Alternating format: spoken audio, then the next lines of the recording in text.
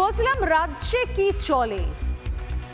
রাজ্যে মমতা বন্দ্যোপাধ্যায় তার অনেক প্রেম প্রীতি, অনেক দরদ সহানুভূতি রয়েছে পরিযায়ী সংখ্যালঘুদের জন্য।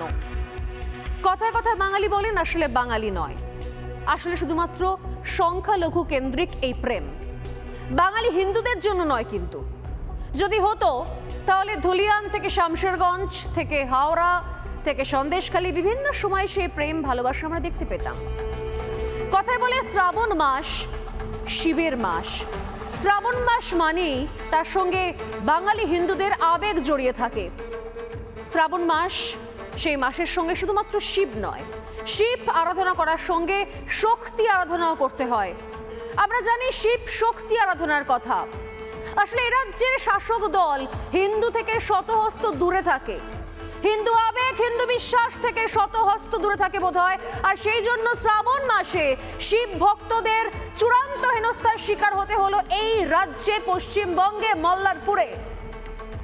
ভাবুন, যারা পুণ্য অর্জনে বেরিয়েছেন, যারা মা কামাখ্যাকে দর্শন করে আসছেন, দীর্ঘদিন ধরে রাজ্য ভ্রমণ করছেন এবং তারপর এসে পৌঁছেছেন আমাদের রাজ্যে তারাপীঠে, শক্তিপীঠ, সেখানে মাকে পুজো দেওয়ার জন্য, বাবার মাথায় জল ঢালার জন্য। আর সেই পুণ্যার্থীদের সঙ্গে কি চূড়ান্ত অমানবিকতায় রাজ্যে ঘটেছে। আমি জানি না যে এর প্রভাব কতখানি পড়বে সেই সমস্ত হিন্দু বাঙালির মনে, কারণ যাই হয়ে যাক, শিব সত্য হ্যায়।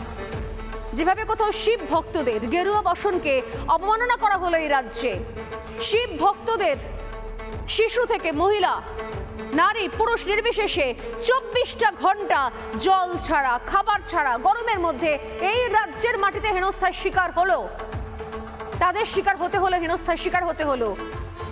এরপরেও চোখ খুলবে কিনা?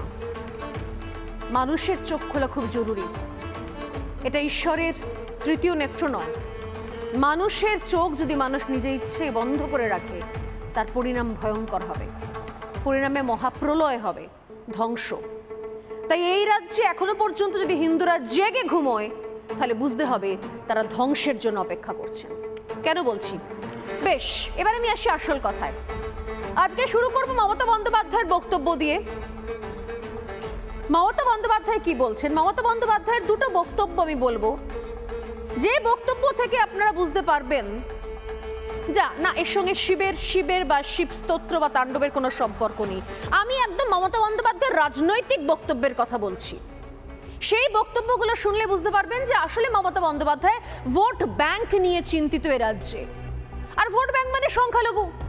তারপরে যদি মনে হয় যে এদিক ওদিক করে শ্রী সাথী ভান্ডার বলে কিছু হিন্দু ভোট ব্যাংক হাত থেকে বেরিয়ে যাচ্ছে, তাদেরকে কাছে পাওয়ার জন্য রয়েছে তো মন্দির রাজনীতি, ধাম রাজনীতি, তীর্থ রাজনীতি, প্রসাদ রাজনীতি। যদি শ্রী সাথী ভান্ডার কম পড়িয়া যায়, তাহলে মন্দিরের আশ্রয় নেওয়া যায়, মন্দির নিয়ে রাজনীতি করা যায়, ধাম নিয়ে রাজনীতি করা যায়, প্রসাদ নিয়েও রাজনীতি করা যায়, তাই তো? মমতা বন্দ্যোপাধ্যায়ের দুটো বক্তব্য শুনি আজকের সোজাসুজি স্বর্ণালী শুরু করব, আর তারপর শোনাবো এই রাজ্যের বুকে হয়ে চলা ঘটা এমন এক ঘটনা যাতে আপনারা প্রত্যেকে লজ্জায় মাথা নত করবেন। শুনুন মমতা বন্দ্যোপাধ্যায় তিনি তারাপীঠ মন্দির সম্পর্কে কি বলছেন, যে তারাপীঠে কি উন্নয়ন হয়েছে সেটা আমরা আজকে দেখলাম, বলছি আপনাদের ধীরে ধীরে, এবং তার সঙ্গে সঙ্গে অন্যান্য বিভিন্ন মন্দিরের উন্নয়ন সম্পর্কে কি কি করেছেন সেগুলো তিনি কি বলছেন, শুনুন একবার। সবার অনুষ্ঠানে আমরা কিন্তু সুন্দরভাবে অনুষ্ঠান পালন করি। আমি নিজেও অনেক অনুষ্ঠানে, হোলিতে আপনারা দেখেছেন, হোলির অনুষ্ঠানও আমরা করি যাতে সকলে পার্টিসিপেট করতে পারে। এবং বিভিন্ন ধর্মের স্থানগুলো, তারাপীঠ মন্দির গেলে দেখবেন কি ছিল কি হয়েছে।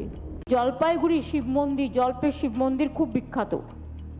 ওখানে জর্দা নদীর ওপর ময়নাগুড়ি থেকে জলপেশ মন্দির যাবার পথে এক নবনির্মিত সেতু হলো, যেটা জলপেশ মেলা প্রাঙ্গণ থেকে জলপেশ মন্দিরের শিব চতুর্দশীর দ্বার পর্যন্ত পৌঁছানো যাবে। যেহেতু শ্রাবণী মেলা আসছে, ভোলে বাবা পার লাগাও, তাই এই সময় সেতুটা চালু করে দিলাম যাতে মানুষ সুযোগটা পায়। আপনারা শুনলে খুশি হবেন, তারকেশ্বর ডেভেলপমেন্টও আমরা করে দিয়েছি। এই যে তারকেশ্বরের শ্রাবণী মেলায় এত মানুষ আসবে, তাদের বিনা পয়সায় জল, তাদের বাঁক রাখার ব্যবস্থা, তাদের may I help you booth, বিনা পয়সায় পুলিশ অ্যারেঞ্জমেন্ট, সবই কিন্তু আমরাই করি পুরো রাজ্য সরকারের থেকে। কারণ আমরা মনে করি সর্বধর্ম সমন্বয়, যেটা রামকৃষ্ণ পরমহংসদেব বলে গেছেন, আমরা এটাকে বিশ্বাস করি। তাই সর্বধর্ম, বাংলায় দেখবেন সব ধর্মের মানুষের উৎসব হয়।